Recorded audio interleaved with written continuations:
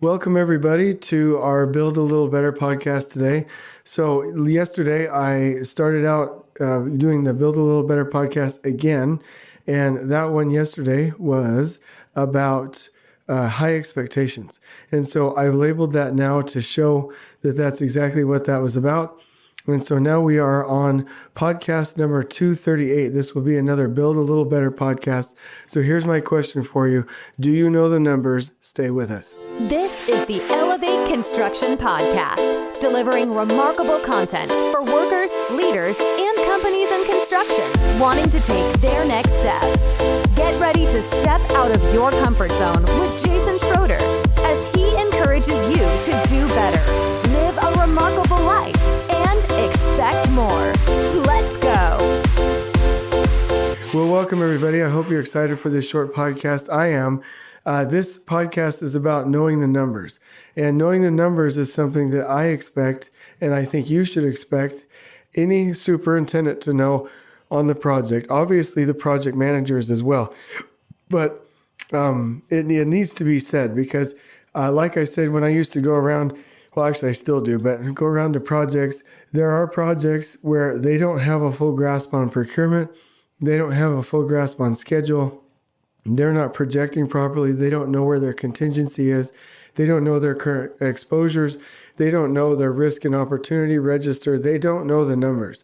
And so going back to some of the concepts that we talked about yesterday, how can you play the game if there isn't a scoreboard, right? If you don't know how to win, you really can't play the game. And if you don't know what's going on, you can't succeed. You can't manage anything that isn't measured. And I really believe that. Sometimes in my career, I've thought back to that little concept and thought, is that entirely true? And the answer is yes. You cannot manage what you cannot measure. And so what I'm saying is that a superintendent and a project manager and the project director or executive and the general superintendent, they need to know the numbers. Now, I feel like I am an expert in being able to talk about this topic because I've always hated finances up until now. Spreadsheets are my friend. Accounting is my friend. Money is my friend. Accounting loves me. Spreadsheets love me.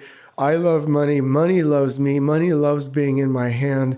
I love the numbers. I love numbers. And that's what I want you all to realize is that you can love the numbers too. And I expect you to love the numbers because that's the only way you can properly manage your project. And so don't divorce yourself from it. If you're a superintendent or you're coaching supers, you can't ever let them say, or if you're a superintendent, you can't ever say, well, that's the PM's job. I just build the stuff in the field. You have to know the numbers. Now, I told you I've never been a big one for getting into all the data. My personal experience is I can come to a job and strategize with a team on their finances by looking at the right data. But do I know the ins and outs of Prolog and Procore and JD Edwards and Timberline? And do I know the CMIC financial side in detail? No, I don't know all the buttons. I don't know the clicks. But I can use some typical reports to really know where I'm headed and what I need to do. Just like if you're in business, you have a cash flow statement, a balance sheet, right? You have your typical forms in accrual accounting, right? You have those in order to go be successful. And so I just really want to make the point that, if we're in business, you have to see that balance sheet and you have to see your income statement and you have to see your statement of cash flow if you're in business. And you need to be doing your accounting in an accrual accounting system. Okay, so that's for a business. So what do we need to see on our construction projects? Well, there's a lot of different ways to do it, but obviously, we have to have our job cost report. We need to be able to see that. We need to be able to clearly see the exposures, whether that's in your system or in a separate log. We need to be able to manage the budgets. We need to see our contingency, where that's being allocated. And we need to be able to project in the future with our projections what kind of fee we're going to be able to see. And that should include labor gains, craft labor gains, insurance bonds, any gains on any of the finances there. We have to know the numbers. Okay, so let me just tell you a story I've had experiences with MSRs and financial reporting at DPR, and then at Oakland, the PSRs. And there at Oakland, as a more recent example, and I'm not giving away any, trade secrets here, but there's the exposures log, right? There's the projections, and then there's the PSR form. There was obviously the job cost report that would print out from Timberline. I could see anything I needed to see from that. And when I have to admit, when I entered into the project director role, project directors have to be on top of their finances, right? So I didn't know the ins and outs of the new forms. And so I'm telling you this little story to say that, in order for me to figure out the ins and outs of those sheets, I asked a lot of questions. They said, well, okay, here's the overall contingency. What's projected contingency use and what's the contingency use remaining from a contractor's perspective? What is internal contingency for the budget? Where are all of my other buckets and how is fee calculated? Does that also include the staff labor gains, craft labor gains, insurance, and gains for bonds? What are all these numbers? And I would ask question after question after question until I understood all of the reporting and all of the forms and exactly how they're used. And if you want to see a great super, a great PM, great general super, great project director, project executive, you'll see that they know the numbers. They'll dive into the concrete numbers, the self-perform, the framing and drywall. They'll know all of those numbers so that they can strategize on the cost. Now, some superintendents falsely assume that we're just going to make the money no matter what we do, no matter what our strategy is from an accounting standpoint. And I want you to remember that we love spreadsheets. All of us on this podcast, we love spreadsheets. We love numbers. We love accounting. We love finances. We love cash. And cash and accounting and finances and spreadsheets love us. It's a mutual loving relationship. If you're a superintendent, if you're a field engineer, you're a foreman, you cannot divorce yourself from these numbers. Okay, so let's just get down to it. There's a strategy with all of these things. You can make a ton of money if you keep track of it, and you can you can lose a lot of money if you don't keep track of it.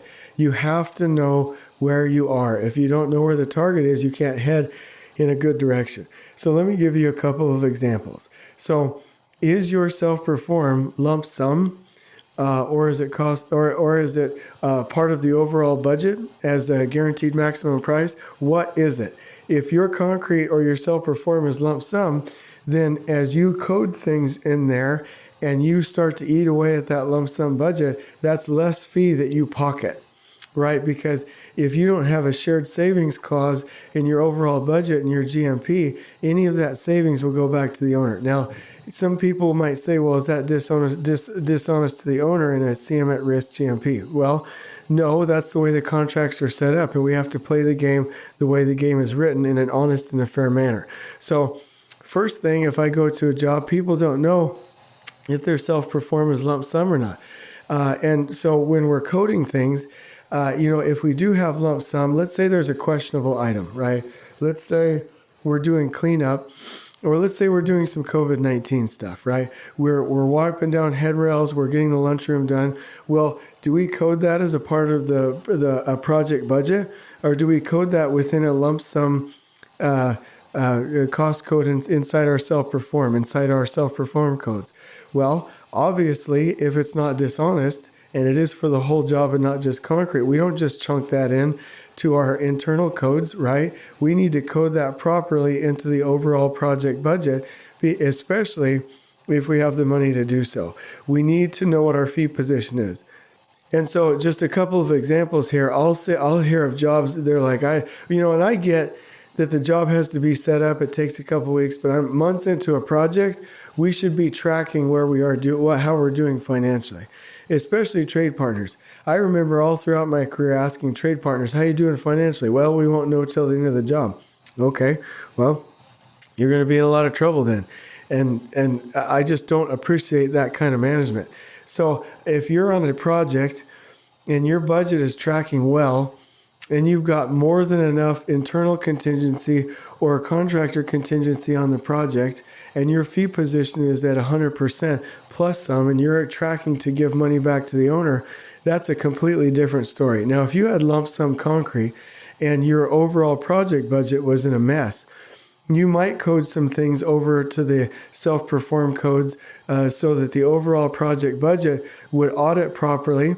You might eat some of that in that fee. Some people will disagree with me, but there are different strategies with the owners. You have to know where you are. So if you're on a project where you're projecting pretty nicely, then as you're buying out those later contracts, don't shortchange the final construction cleaning. Don't change some of the risky scopes that might need some overtime or some shift work. Don't shortchange your projected contingency use. You need to know where you are. So somebody once told me kick all of the the cleaning out of the main budget and into concrete. And it was a lump sum concrete job, and the budget had plenty of money. I'm like, no. That is not the strategy. That is not the strategy. This is not something that belongs in concrete. We need to code it properly. There's plenty of money there, and you're able to make more fee. Because hear me out. There's your stipulated fee, your contracted fee.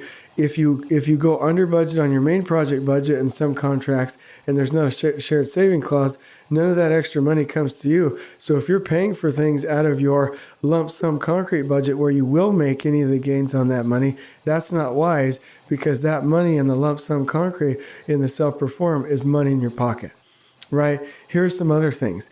I know jobs where they're like, get the tower crane out of there, and then they shortchange themselves. They really could use the tower crane for another month or another 6 weeks legitimately and create flow in their project, and it's a need, but they're just habitually like, get that out of there. They make decisions without looking at the finances. Well, if you own the tower crane and you're getting rent on that, and that's coming out of the project budget where you otherwise wouldn't get that from an equipment gain standpoint, why are you getting rid of that tower crane while you still need it? Why are you cutting yourself short? Right? Here's another one. Let's say you have plenty of money on the project and you're projecting well, and you're like, yeah, we only need one field engineer. We could use 2 or 3, but we're going to run lean. Well, think about it like this. If you get another field engineer, not only do you have a better way of finishing the project, but you get labor gains on that person. That means the difference between what you're billing the owner and what you're actually paying the employee, that money is not coming into your pocket if you don't have that person on the team. That's not smart. You could be increasing your fee position, right? You have to know where you are. Now, if you're in a bad fee position and the project's over budget, maybe you stick with that philosophy, but never do we leave money laying on the table, right? And the other thing, like I said, if you're sitting pretty on the budget, why shortchange the final cleaning? We all know, even in lean jobs, we have to come back and re-clean some areas, especially with balancing and commissioning and for some owner things. Let's bid that out right and create a remarkable experience and not shortchange ourselves. Because if it's not in a subcontract, it's hard to justify. Then you're asking for contingency once you need it after the reconciliation is done. So we need to have everything coded properly. Now, my point is this. If you know the numbers and you're asking the right questions, and you ask yourself this one question: how can I improve our fee position? And then you think to yourself, okay, well, the only way we're going to make extra money, because we have a fixed fee, the only way, and we don't have a shared savings clause, the only way that we're going to make extra money is if we do it through rented equipment, if we do it through labor gains, if we do it through savings on bonds and insurance, and if we do it through by improving our lump sum self-perform contract within the overall project. If you're like, those are my 4 revenue streams, then you can start to turn the dial strategically to make sure that it's a win-win for you and the owner. Now, there's a movie that I've told you about before. It's called Margin Call. And the story is unethical, so I don't agree with the story, but it's a pretty neat movie. It's a pretty neat movie because it talks about finances. And there's a part in there where the president of the company, CEO, chairman of the board, whatever, says, Mr. Sullivan, speak to me as if you would a small child or a golden retriever. And what he's saying is, dumb this down for me a little bit. Speak to me as you would a little child. And so as a super, if you're like, I don't know the ins and outs and I'm a little bit scared, you just go up to those sheets. You have your PM sit with you or your accountant, your project accountant or your project director, and you say, let's go through these forms and speak to me as you would a little child, or as like you would talk to a golden retriever. And you don't have to ask too many questions or dig too deep until you're able to find out exactly what's going on. And it's just a fantastic thing. So I just want to remind you one more time, especially this. You're gonna want to review your job cost report or whatever you call it from whatever software you're printing it from, but basically the one that tallies all of your accounting, right? All of the job costs, the reporting that does that within your internal company systems. But as a super, you need to know how you're projecting for contingency use. And I prefer that your risk and opportunity register estimates the possible expenditures for some of those possible exposures or risks, and then multiplies that by the percentage of likelihood, and then projects what we might need for contingency, right?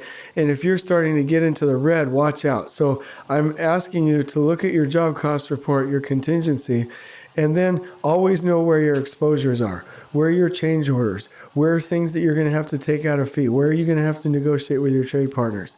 Know the overall budget, and I want to see that all calculated out to where I know what the projected fee is, but that fee, when it also includes your staff labor gains, your craft labor gains, your gains on insurance, bonds, and any of the other gains on that sheet, some of those things that we typically keep within the back end.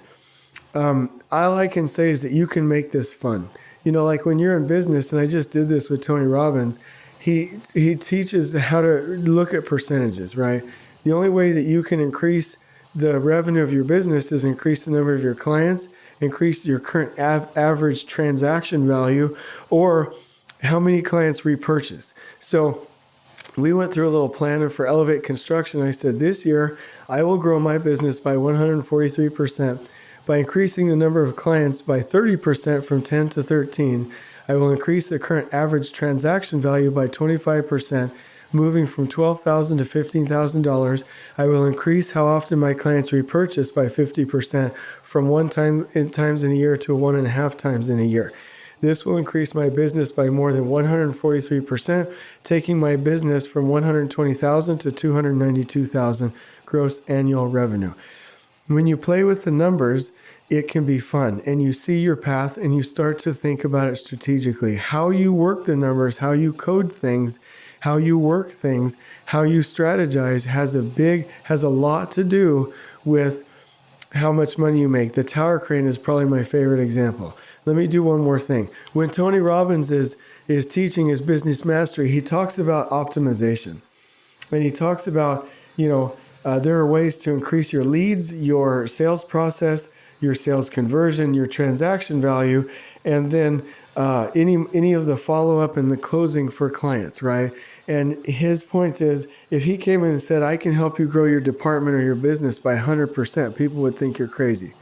But when you go down the numbers, when you actually tally them, if you only increased your leads by 20%, your meaningful conversations by 3%, your appointments by 7%, your appointments that show up for calls by 10%, your sales conversion to 3%, your additional revenue upsells by 5%, and your price increase by 8%.